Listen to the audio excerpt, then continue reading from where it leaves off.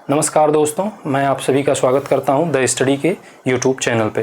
दोस्तों, आज जो मैं विषय लेके आपके सामने आया हूं वो बहुत ही महत्वपूर्ण विषय है। जैसा कि आप जानते हैं कि अभी यूनियन पब्लिक सर्विस कमीशन का मेंस एग्ज़ाम हुआ है और उसमें जो हिस्ट्री ऑप्शनल का पेपर हुआ वो बहुत ही महत्वपूर्ण होता है।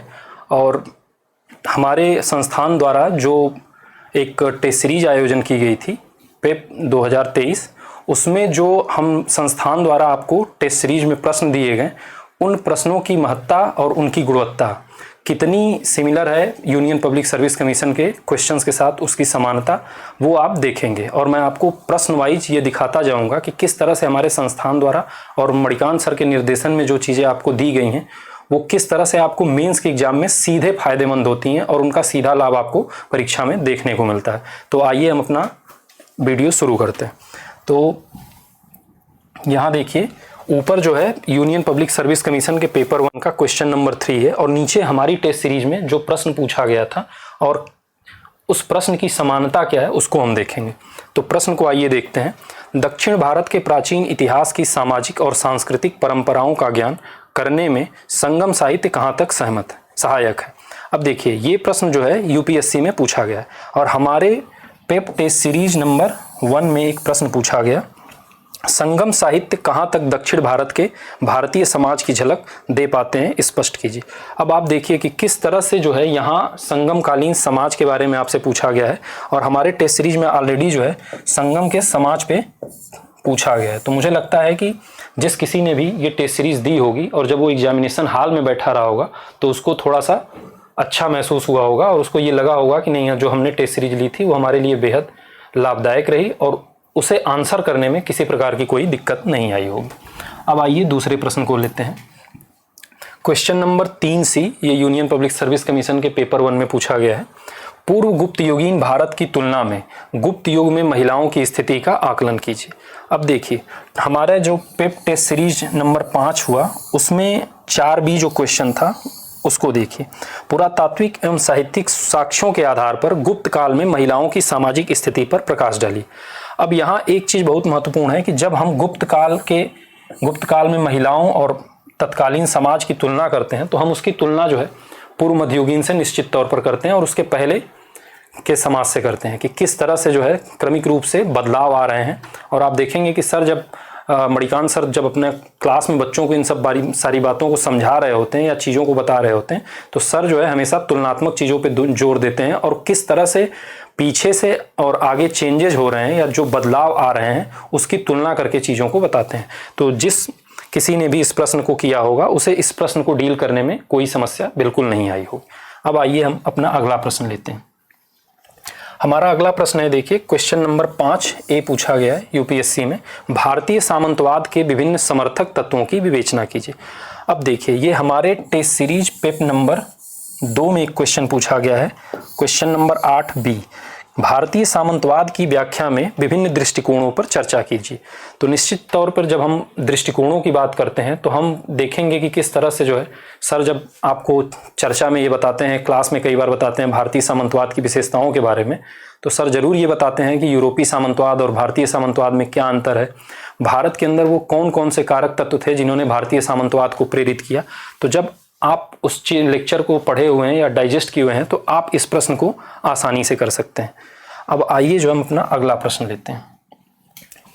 देखिए, अगला प्रश्न है question number 7B UPSC paper 1 का। हैदर अली साम्राज्य का निर्माण करने के लिए पैदा हुआ था और टीपू सुल्तान उसे खोने के लिए, टिप्पणी कीजिए।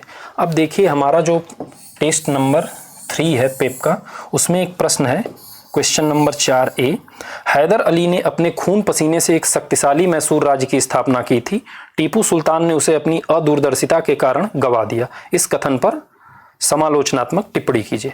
अब देखिए, हमारा जो ये प्रश्न दिया गया है उसमें सेम इसी बात को कहा जा रहा है कि किस तरह से हैदर अली एक साम्राज्य का निर्माण करता है और टीपू जो है उसको खो देता है। तो जब आप इस प्रश्न को करेंगे और इसकी समालोचनात्मक व्याख्या करने के लिए दी गई है, तब आप उसके बहुत सारे जो एंगल हैं कि ऐसी बात नहीं है कि टीपू उसको गंवा देता है, और उन परिस्थितियों की चर्चा करेंगे। और हमारे इस क्वेश्चन में और जब हमने इसका मॉडल आंसर दिया संस्थान द्वारा आपको दिया जाता है, तो इन सब बातों की इसमें चर्चा की गई है। और आसानी से जो है जब आप इस प्रश्न को डील कर रहे होंगे एग्जाम में, तो आप वो सारे बिंदु यूज कर सकते हैं। अब आइए अगला प्रश्न देखते हैं। देखिए प्रश्न नंबर 8A यूपीएससी पेपर 1 का है, ये हिस्ट्री ऑप्शनल। मुगल वास्तुकला की प्रकृति समन्वयवादी थी, टिप्पणी कीजिए। अब देखिए हमारे टेस्ट सीरीज पेप नंबर 5 में जो क्वेश्चन पूछा गया है 5D, मुगल वास्तुकला किस प्रकार भारत की समन्वित संस्कृति को व्यक्त करती है। अब आप इसको देख के ये बिल्कुल अंदाज लगा सकते हैं कि इस प्रश्न का उत्तर एकदम हूबहू वही होगा जो यहाँ आपको डील किया गया है, वही आपको इसमें बहुत सारी चीज़ें आ जाएंगी सीधे सीधे कि किस तरह से मुगल काल में जो है वो स्थापत्य में समन्वयवाद को दिखाया गया है, या समन्वयवाद कैसे आता है मुगल स्थापत्य में। तो इसकी चर्चा जब आप करेंगे तो आपको ये सीधा इसका उत्तर मिल जाएगा। इसके बाद देखिए पेपर 1 की बात हो गई, और पेपर 2 से भी जो कुछ प्रश्न सिमिलर रहे हैं या जिन प्रश्नों को संस्थान द्वारा कराया गया और हमारी टेस्ट सीरीज में पूछे गए, उनको भी हम देख लेते हैं यहाँ पे।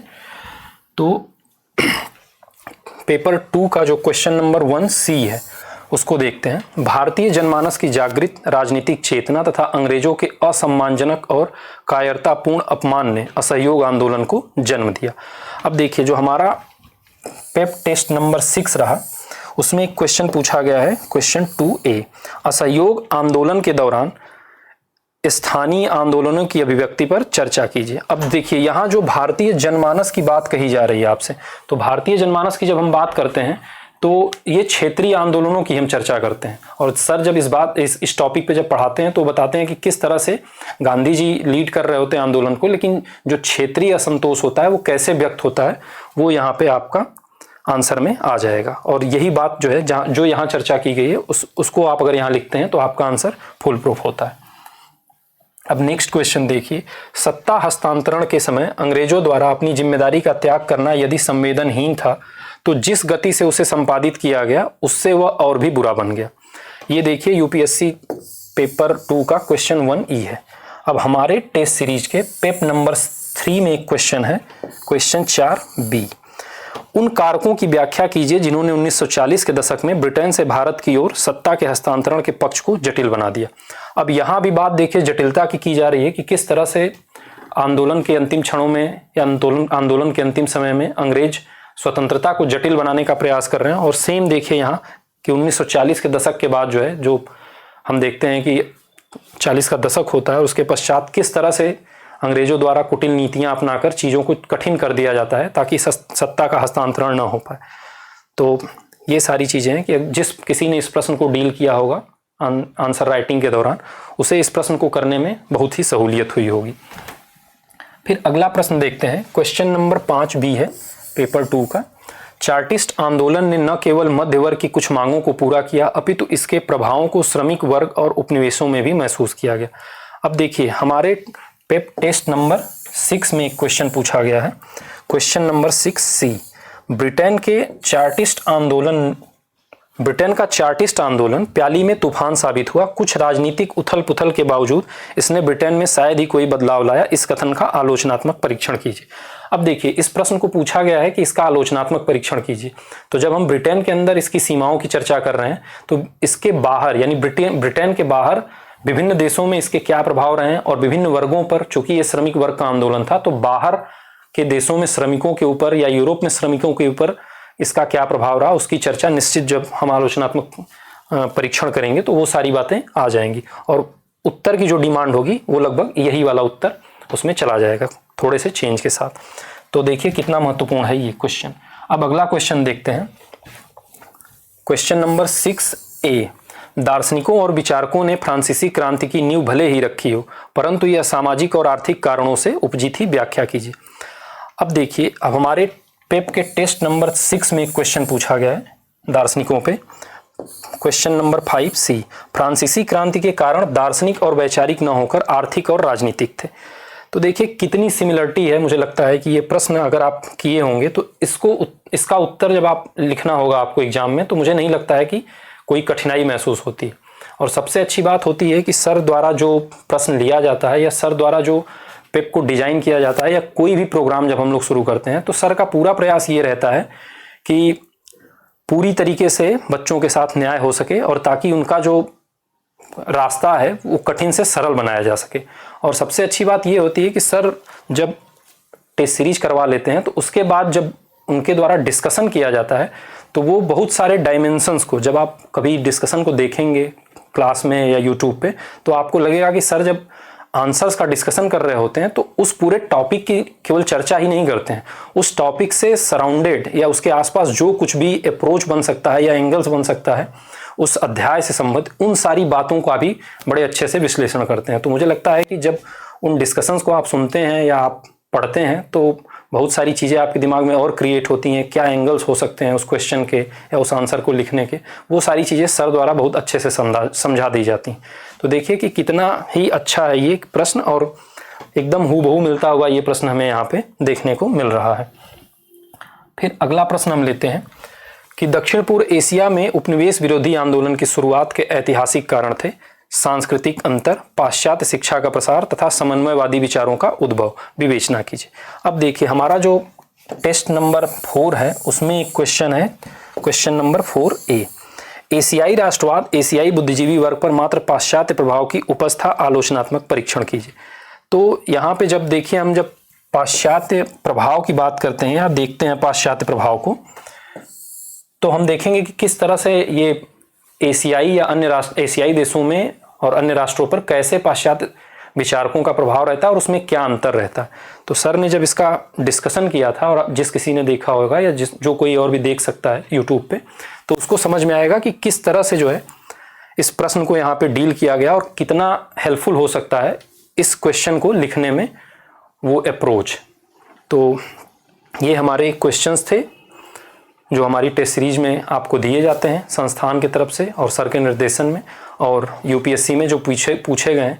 और मुझे लगता है कि लगभग 10 प्रश्न कुल थे पेपर 1 और पेपर 2 के मिला के, जो हमारी अपने टेस्ट सीरीज से सीधे सीधे आए थे।